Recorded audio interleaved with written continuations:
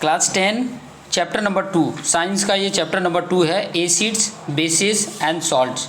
ठीक है, chapter number 2 का एसिड्स है, बेसिस है एंड सॉल्ट है। ठीक है, तो वन बाय वन सबसे पहले तो मैं एसिड के बारे में बता दूं और बेस के बारे में, इनको थोड़ा सा आपको कैटेगराइज कर देता हूं कि ताकि आपको आइडिया मिल सके कि एसिड क्या होता है और बेस क्या होता है। ठीक है, तो सबसे पहले मैं आपको यहाँ पे बता देता हूँ कि कोई ऐसा केमिकल ले लो। ठीक है, केमिकल का आप वाटर के साथ जब रिएक्शन कराते हैं, जब भी केमिकल का वाटर के कोई भी केमिकल लिया और वाटर के साथ रिएक्शन कराने के बाद जब H+ आयन आ जाए, H+ आयन आ जाता है, इसका मतलब जो प्रोडक्शन हो रहा है ना, प्रोडक्शन में आपको H+ आयन दिखे तो समझ जाना कि वो जो केमिकल आपने लिया है वो क्या है, केमिकल एसिड है।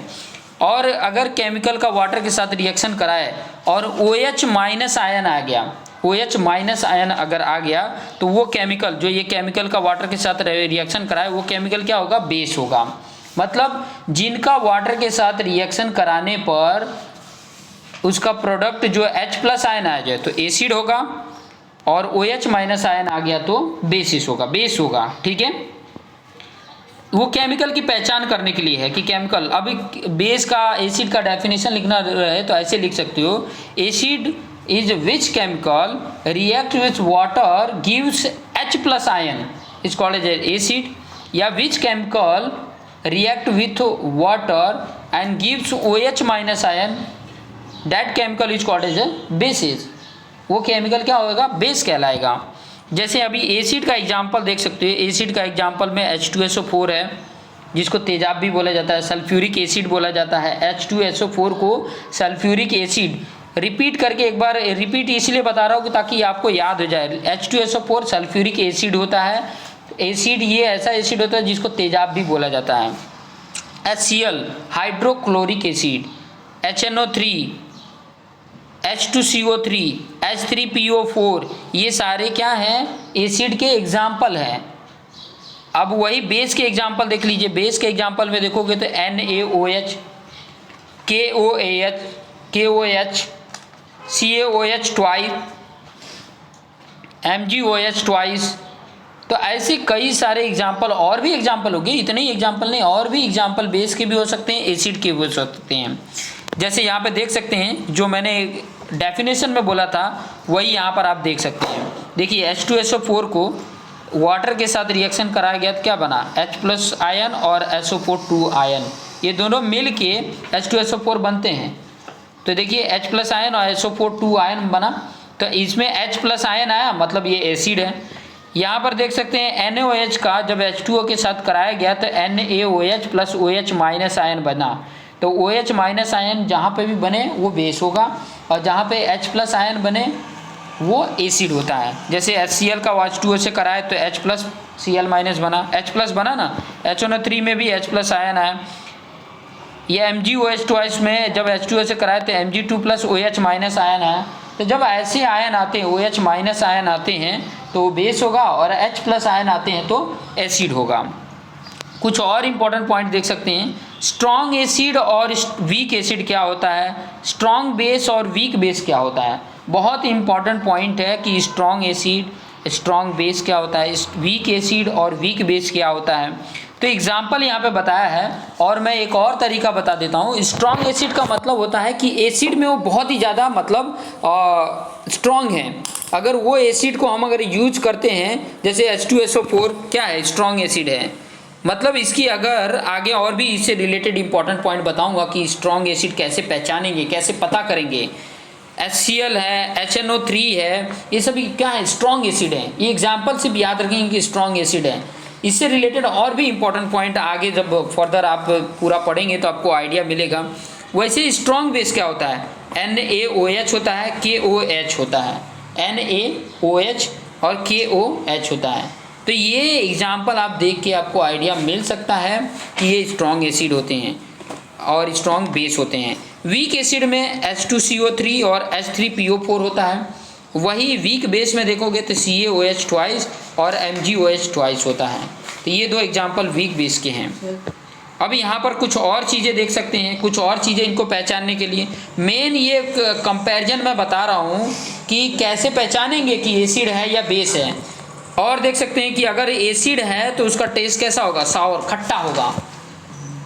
लेमन जैसे है, विनेगर है, एक एग्जाम्पल है, वो भी एसिड में आ जाते हैं। लेमन एसिड में आ जाता है, विनेगर खट्टा, उनका स्वाद कैसा होता है, खट्टा होता है। लेकिन अगर वही बेस की बात देखेंगे तो कैसा होता है, बिटर, कड़वा होता है। बेस होता है कड़वा होता है। जैसे कि सोप देख लो, सोप मतलब साबुन, बेकिंग सोडा देख लो, ये लोग का स्वाद जो होगा बहुत कड़वा होगा। तो ये जो होते हैं वो बेस होते हैं। अब जो भी वीक होता है या बेस होता है, कॉन्सनट्रेट जो होता है ना, कॉन्सनट्रेट और डाइल्यूट, ये क्या होता है पहले बता दो। कॉन्सनट्रेट का मतलब ये होता है कि उसकी जो उसके अंदर का जो मॉलिक्यूलर्स है, उसका जो पावर है वो अच्छा है। डाइल्यूट करने के लिए क्या करते हैं, उसमें वाटर मिला देते हैं तो डाइल्यूट हो जाता है। कॉन्सनट्रेट जो भी होगा, जैसे कॉन्सनट्रेट H2SO4 लिए तो उसमें अंदर उसको अगर डाइल्यूट करना है तो उसमें वाटर डाल देते हैं तो डाइल्यूट हो जाता है, कम मतलब असर करने वाला होगा। और कॉन्सनट्रेटेड रहेगा तो मतलब वो ज़्यादा असर करेगा, तुरंत असर कर जाएगा। इसीलिए हम लोग को जो लेबोरेटरी में एक्सपेरिमेंट करने के लिए जो एसिड दिया जाता है वो डाइल्यूट दिया जाता है, कि ताकि हमें नुकसान न करे, क्योंकि एसिड हमारे बॉडी को हार्मफुल है।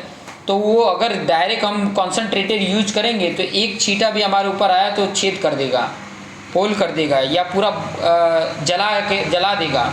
इसलिए डाइल्यूट एसिड को देते हैं कि ये आप एक्सपेरिमेंट कर सकें।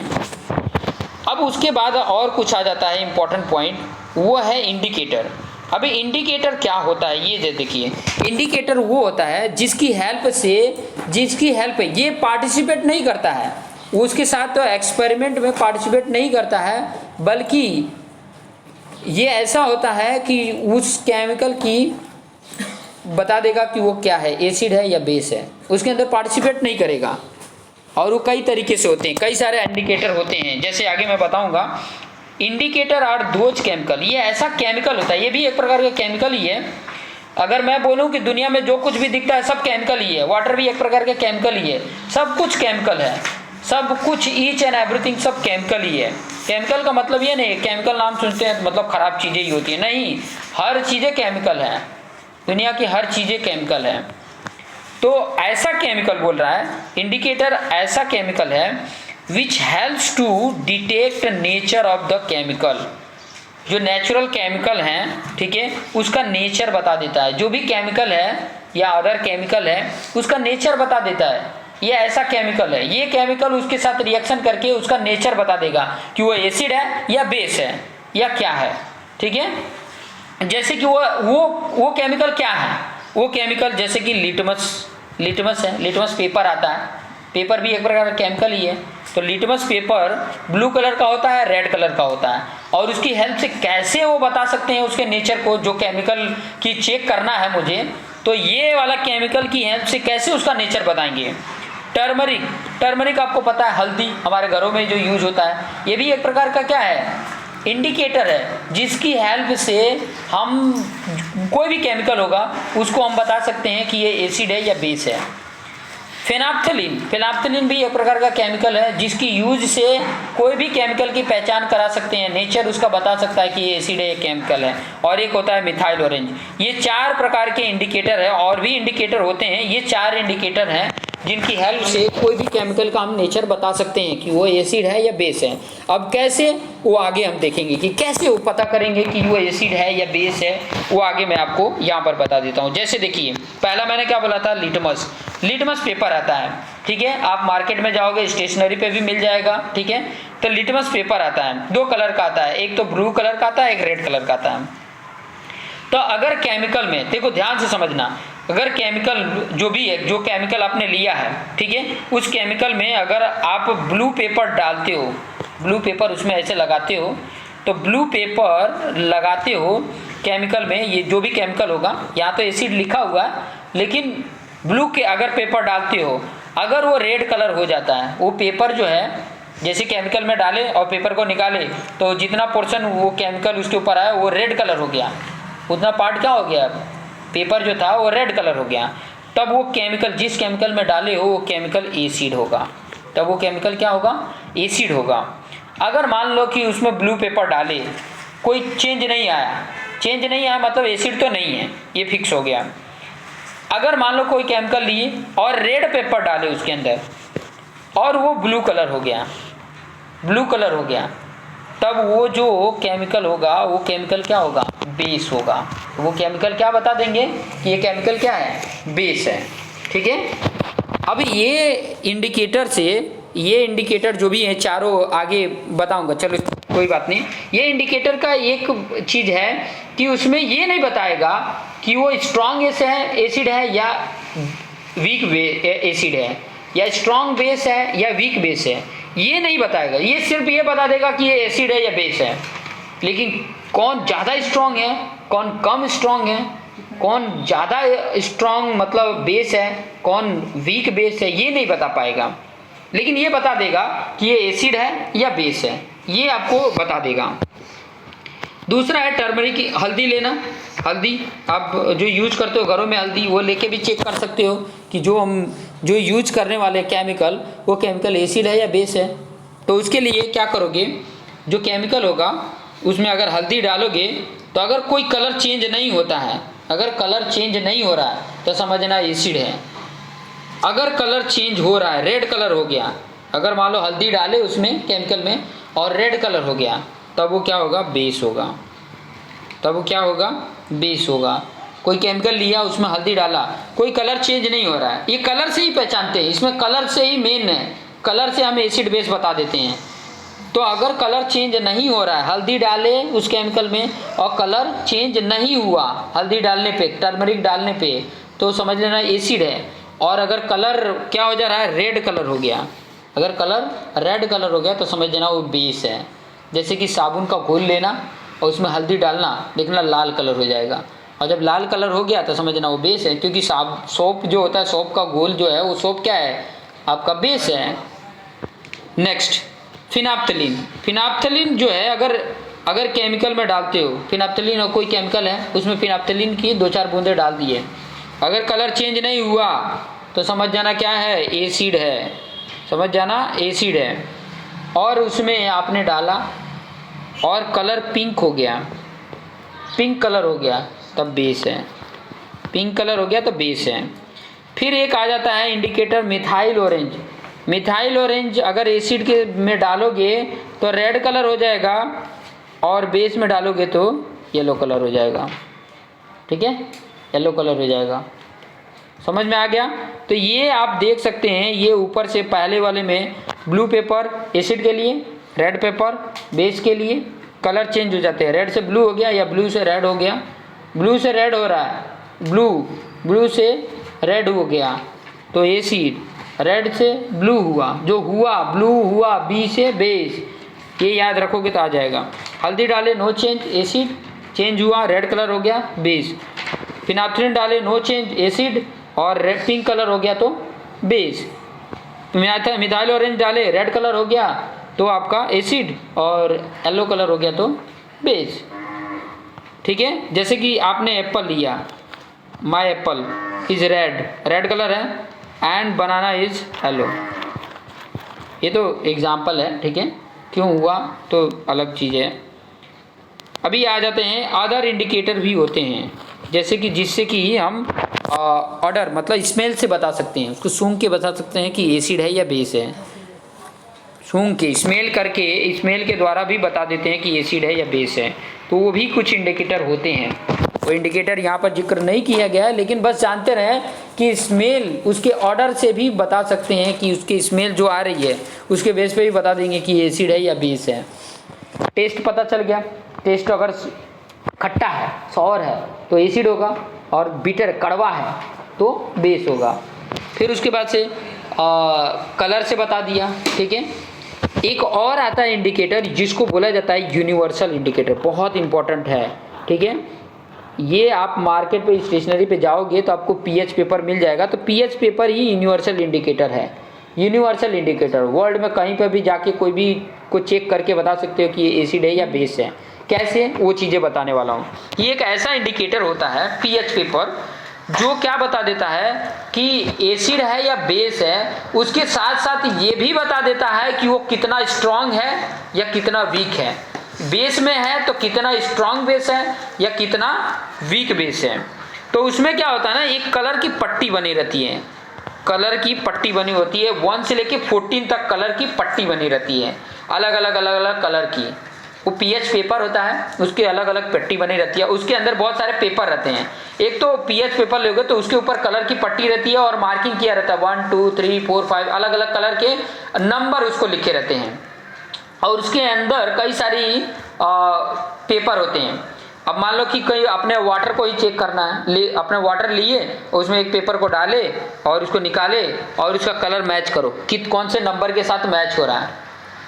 तो अगर 7 नंबर से कम होता है, 7 नंबर से कम हो रहा है तो एसिड है, 7 नंबर से ज़्यादा हो रहा है तो बेस है। मान लो कि किसी का कलर मैच हुआ 13 से तो बेस होगा, किसी का मैच हुआ 7 से तो 7 न्यूट्रल है, ना एसिड है ना बेस है। लेकिन उससे कम हो गया, 6 हो गया या 5 हो गया तो एसिड है। मतलब 7 से कम होगा तो एसिड, 7 से ज़्यादा होगा तो बेस। लेकिन मैंने यहाँ पे एक चीज़ और बताया कि एसिड और बेस के साथ साथ ये भी बताएगा कि वो एसिड कितना स्ट्रॉन्ग है या कितना वीक है, बेस बताएगा कि कितना वीक बेस है या कितना स्ट्रॉन्ग बेस है। कैसे बताएगा, तो मैं यहाँ पे बता देता हूँ कि ये 7 से पहले इस तरफ जितना इस तरफ डायरेक्शन में आते हैं, कम जितना नंबर जितना कम रहेगा, 7 से कम एसिड रहता है तो जितना नंबर कम रहेगा उतना ही वो स्ट्रॉन्ग होगा एसिड, और जितना ही ज़्यादा नंबर होगा 7 से पहले तक वो वीक बेस होगा, वीक एसिड होगा। जैसे मान लो कि 3 किसी का आ गया, 1 आ गया तो वो क्या होगा, स्ट्रॉन्ग एसिड होगा। अगर मान लो 6 आ गया तो वो वीक एसिड होगा। और वही बेस में देखा जाएगा तो इस तरफ जितना बढ़ेगा वो स्ट्रॉन्ग बेस होगा। जैसे मान लो किसी का 14 आ गया, इसमें जितना नंबर बढ़ेगा, एसिड में जितना नंबर कम रहेगा वो स्ट्रॉन्ग होते जाता है, बेस में जितना नंबर बढ़ते जाएगा वो स्ट्रॉन्ग बेस होगा। 7 से ऊपर सब बेस है और उसमें जितना बढ़ते जाएगा वो और ज़्यादा स्ट्रॉन्ग होते जाएगा बेस में, और एसिड में जितना नंबर कम होते जाएगा वो स्ट्रॉन्ग होते जाएगा एसिड में। तो ये इसके एग्जाम्पल है, ये आपको आइडिया मिल गया होगा। और कलर भी कैसा दिया रहता है, देखो उल्टा विबग्योर जैसा कलर दिया रहता है। विबग्योर जो आपका ये धनुष में देखते हैं ना, इंद्रधनुष जो बनता है तो उसका कलर जो होता है वो विबग्योर होता है, 7 रंग का होता है, VIBGYOR। V मतलब वायलेट, I मतलब इंडिगो, B मतलब ब्लू, G मतलब ग्रीन, Y मतलब येलो, और O मतलब ऑरेंज, और R मतलब रेड। तो ये इस तरीके का सिंबलिक में रहता है, तो आपको अंदाज़ा लग जाएगा। देखो अगर रेड आ रहा है, रेड कलर हो जा रहा है अगर पेपर, तो समझ जाने का कि बहुत ही स्ट्रॉन्ग एसिड है। अगर ऑरेंज आ रहा है तो थोड़ा मतलब उससे कम है। अगर G आ गया तो वीक एसिड है। अगर मान लो कि इंडिगो आ गया तो बेस में आ जाएगा, V आ जाता, वायलेट आ जाता है, ब्लू एकदम हो रहा है तो समझ जाने का कि वो क्या है। इससे याद रख करने का है कि ऐसा कलर आया है तो क्या होगा। कई बार ऐसे भी क्वेश्चन बना के पूछ सकता है कि अगर मान लो ये कलर आ गया, रेड कलर आ गया तो क्या होगा, वो पीएच पेपर रेड कलर हो गया, केमिकल में डाले और वो पीएच पेपर को देख रहे तो रेड कलर हो गया, तो क्या होगा, स्ट्रॉन्ग एसिड होगा। अगर वायलेट आ गया तो स्ट्रॉन्ग बेस हो जाएगा। बस यही सब चीज़ें तो याद करनी है। तो आज के लिए इतना ही। नेक्स्ट पार्ट में कुछ और चीज़ें सीखेंगे, जैसे कि सॉल्ट, जैसे चैप्टर का नाम ही है एसिड बेसिस एंड सॉल्ट, तो सॉल्ट से रिलेटेड नेक्स्ट वीडियो में देखेंगे। तो अभी के लिए देखते रहिए, और वीडियो अच्छा लगे तो चैनल को सब्सक्राइब कर देंगे। Thank you for watching this video.